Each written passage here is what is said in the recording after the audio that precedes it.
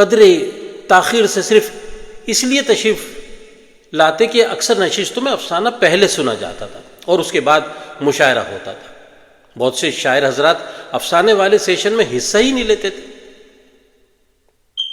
میں ایسے سینئر شعراء کو بھی جانتا ہوں جنہوں نے کبھی کسی افسانے یا نثر کے بارے میں گفتگو ہی نہیں کی.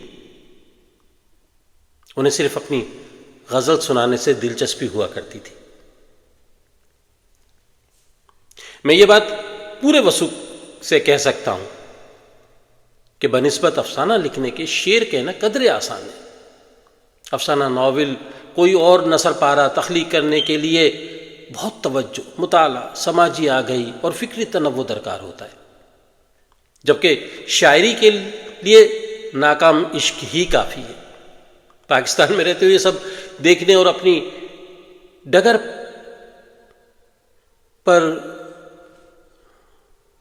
چھوڑنے کے بعد جب میں امریکہ آیا تو کچھ اور حیرتیں منکشف ہوئیں جن کے بارے میں پہلے سے جاننے کے باوجود وہ میری توجہ کا مرکز کبھی نہ تھیں.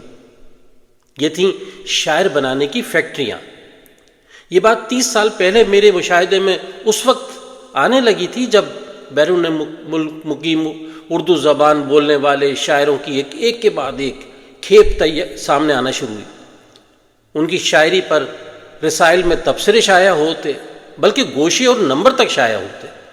ان کی شاعری کے مجموعوں کی تقاریب شہر میں بڑے اہتمام سے منعقد کی جاتی ہیں، اور یہ بات اور مزید دلچسپ ہو جاتی ہے جب شہر کے بڑے بڑے ادیب، نقاد اور دانشور ان تقاریب میں صدارت کرتے دکھائی دیتے. میری آنکھوں کی نے بعض سینئر شاعر اور اردو ادب کے پروفیسر حضرات کو بیرون ملک مقیم شاعر اور شاعرات کو عہد جدید کا غالب، فیض اور اقبال قرار دیتے ہوئے بھی دیکھا. اب وہ سب لکھنے والے اس دنیا میں نہیں ہیں، اور جن کے بارے میں کہا گیا وہ بھی کہاں اور کس حال میں کچھ معلوم نہیں. یہ بات تو ہم سب ہی جانتے ہیں کہ اس تمام کرم فرمائی کے پیچھے ڈالر اور پاؤنڈ ہوا کرتے تھے. انہی ڈالروں کے حصول کے لیے ایسے ایسے لوگوں کو شاعر بنایا گیا جن کی ادب سے کوئی وابستگی نہیں تھی. باقاعدہ ایک پیکج کے ذریعے ان کی غزلیات کے مجموعے مرتب کیے جاتے، اشاعت اور تقریب اجرا کا اہتمام کیا جاتا، تصویریں اخبارات اور رسائل کی زینت بنتی. یہ سب